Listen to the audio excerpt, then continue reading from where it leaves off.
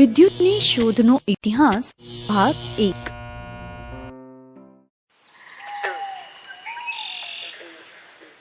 અઢારમી સદીમાં ઇંગ્લેન્ડમાં માઇકલ નામનો એક છોકરો રહેતો હતો। માઇકલ જ્યારે 13 વર્ષનો હતો ત્યારે તેના પિતાજી ખૂબ જ બીમાર પડી ગયા। તેને લાગ્યું કે આવી સ્થિતિમાં તેણે પોતાના પરિવારની મદદ કરવા માટે નોકરી કરવી જોઈએ। તેથી માત્ર 14 વર્ષની ઉંમરમાં જ માઇકલ એક દુકાનમાં બુક બાઇન્ડિંગનું કામ કરવા લાગ્યો। તે દુકાનમાં કેટલાય પ્રકારના પુસ્તકો હતા। પુસ્તકોની વચ્ચે રહીને વાંચનમાં તેની રુચિ વધવા લાગી। એક દિવસ તેના હાથમાં મિલેટ્સના થેલ્સનું પુસ્તક આવ્યું અને તે તેને વાંચવામાં મશગુલ થઈ ગયો। ઈસુના 600 વર્ષ પહેલા ગ્રીસમાં થેલ્સ નામના એક વૈજ્ઞાનિક થઈ ગયા। તેઓ શિક્ષક, વેપારી અને તત્વજ્ઞાની હતા। એક વખત થેલ્સ પોતાની પત્નીના ઘરેણાં પોલિશ કરાવવા માટે સોની પાસે ગયા। ઘરેણાં એમ્બર પથ્થરના બનેલા હતા। સોનીએ પોલિશ કરેલા પથ્થરો જેવા જ જમીન પર મૂક્યા કે તરત જ થેલ્સને એક વિચિત્ર ઘટના જોઈ। એમ્બર ઘાસ અને તણખલાને પોતાની તરફ ખેંચી રહ્યા હતા।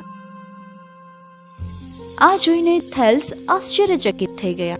એક નિર્જીવ પદાર્થ બીજા પદાર્થોને પોતાની તરફ કેવી રીતે આકર્ષિત કરી શકે છે તેનું રહસ્ય જાણવા થેલ્સને એમ્બરના ટુકડાઓની સાથે પ્રયોગ કરવાનું શરૂ કર્યું।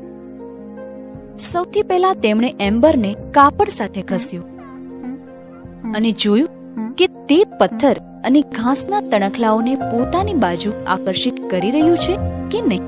પછી તેમણે એમ્બરને માત્ર હાથ સાથે ઘસીને જોયો અને ત્યારે પણ તે પોતાની તરફ જ આકર્ષિત કરી રહ્યો હતો। જ્યારે આ વિચિત્ર અનુભવ થેલ્સ બીજા લોકોને જણાવી રહ્યા હતા ત્યારે તેમના એક મિત્રએ તેમને લોડસ્ટોન નામનો એક બીજો પથ્થર બતાવ્યો જે તેને ચીનના એક વ્યક્તિ પાસેથી મળ્યો હતો। એવું માનવામાં આવે છે કે ચીનના લોકો ગ્રીસના લોકોની પહેલા જ લોડસ્ટોન વિશે જાણતા હતા। આ લોડસ્ટોન લોખંડમાંથી બનેલ કોઈ પણ વસ્તુને પોતાની તરફ ખેંચી લેતો હતો અને આવું કરવા માટે તેને ઘસવો પણ પડતો ન હતો। લોડસ્ટોનનો આ ગુણ એટલે ચુંબકત્વ। આ બધું જોઈને થેલ્સને એવું લાગ્યું કે એમ્બર અને લોડસ્ટોનની અંદર આત્મા રહે છે। તેથી જ તો તે બીજી વસ્તુઓને પોતાની તરફ આકર્ષિત કરે છે। જોત જોતામાં આ પથ્થરોના વિશિષ્ટ ગુણોની ચર્ચા સમગ્ર ગ્રીસમાં ફેલાઈ ગઈ અને આ માહિતી એક પેઢીથી બીજી પેઢી સુધી આગળ પહોંચતી ગઈ। 300 વર્ષ બાદ એરિસ્ટોટલના શિષ્ય થિયોફ્રેસ્ટસે આ વિષય પર એક પુસ્તક લખ્યું। પુસ્તકનું નામ હતું પથ્થરો વિશે। આ પુસ્તકમાં જાદુઈ પથ્થર એમ્બર અને લોડસ્ટોન કે જેમાં આત્મા વસે છે અને થેલ્સ વિશેનો ઉલ્લેખ કરવામાં આવેલ છે। તેના 2000 વર્ષ બાદ 16મી સદીમાં ઇંગ્લેન્ડમાં વિલિયમ ગિલ્બર્ટ નામના એક ડોક્ટર રહેતા હતા। એક દિવસ તેમને તેમના મિત્ર પાસેથી ગ્રીક તત્વજ્ઞાની થિયોફ્રેસ્ટસે લખેલ પુસ્તક પથ્થરો વિશે મળ્યું।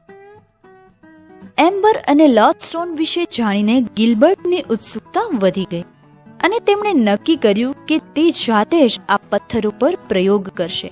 પ્રયોગ કરતી વખતે તેમને ખબર પડી કે એમ્બર સિવાય ક્રિસ્ટલ, રત્ન, મીણ, ગુંદર, કાચ અને ગંધકને પણ ઘસવાથી તે અન્ય વસ્તુઓને પોતાની તરફ આકર્ષિત કરે છે। તેમણે એ પણ જાણવા મળ્યું કે ઘસવાથી એમ્બર માત્ર ઘાસ અને તણખલા જ નહીં પરંતુ અન્ય કેટલીક વસ્તુઓ જેવી કે ધાતુ, લાકડું, માટી, પાણી, તેલ વગેરેને પણ આકર્ષિત કરે છે। એમ્બરને ગ્રીક ભાષામાં ઇલેક્ટ્રોન કહેવાય છે। એટલા માટે તેને ઘસ્યા બાદ અન્ય વસ્તુઓને આકર્ષિત કરતા પદાર્થને તેમણે ઇલેક્ટ્રિક પદાર્થ નામ આપ્યું।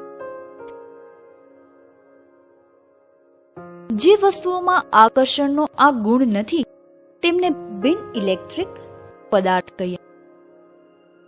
કયા પદાર્થ ઇલેક્ટ્રિક છે અને કયા બિન ઇલેક્ટ્રિક તે ઓળખવા માટે ગિલ્બર્ટે એક મશીન પણ બનાવ્યું। તે મશીનને તેમણે નામ આપ્યું વર્સોરિયમ। આ એક ધાતુની સોયથી બનેલું હોય છે, જેને લાકડાના એક સ્ટેન્ડ પર રાખવામાં આવે છે. જો કોઈ ઇલેક્ટ્રિક પદાર્થ ઘસીને વર્સોરિયમ પાસે લાવવામાં આવે તો સોય તે વસ્તુ તરફ ફરી જાય છે.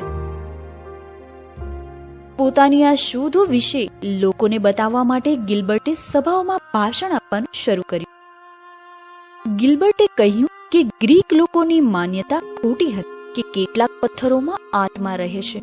એમ્બર સિવાય અન્ય કેટલાક પદાર્થોમાં પણ આ આકર્ષણનો ગુણ ઉત્પન્ન કરી શકાય છે.